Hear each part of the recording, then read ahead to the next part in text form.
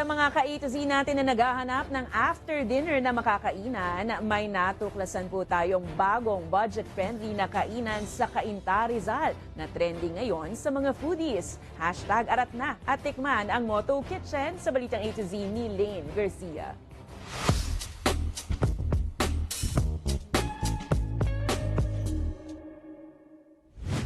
Food is life, ika nga, at mahirap pigilin ng cravings, lalo na kung ganito karami ang mga choices.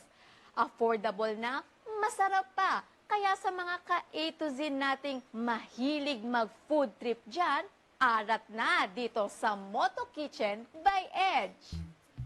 Matatagpuan ang budget-friendly kainan na ito sa Tobia Street, Cainta, Rizal.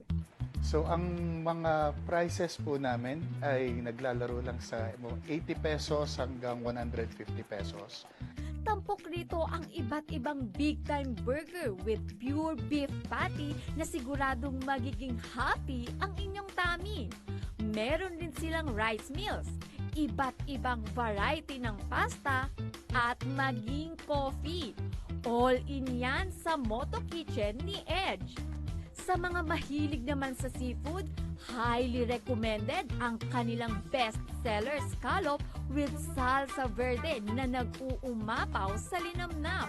Dating rider ang Moto Kitchen owner na si Edgar Alan Taponan o mas kilala bilang si Edge.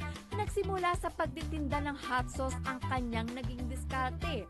At dahil hilig niya ang pagluluto, naisipan na niyang magtayo ng Pinoy with Western Italian twist na kainan na abot kaya ng mga person.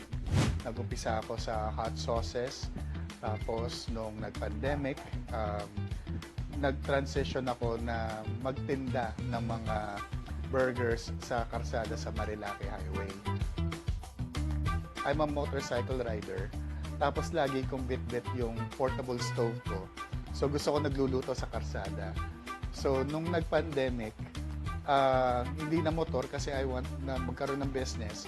Yung small minivan ko, kinonvert ko siya to a mobile kitchen. Siguradong feel at home ka rito dahil homemade lahat ng ingredients ng kanilang menu. Most ng mga ingredients namin or mga luto ko is homemade. From the pastas and burgers ay lahat po yan homemade. Like yung cheese sauce, burger patty, pati mga pickles yan, lahat gawa ko po. In fairness, may kakaibang aroma sa sarap ng kanilang pagkain na talaga namang babalik-balikan. Kaya sa mga need ng comfort food dyan, deserve nyo ang ihahain ng Moto Kitchen para sa inyo. So inaanyayahan ko po kayong lahat na subukan po ang Moto Kitchen by Edge. Open po kami from Mondays till Sunday. Close lang po kami ng Tuesdays. Hours po namin ay from 10 a.m. until 10 p.m. Para sa Balitang A to Z, Lane Garcia.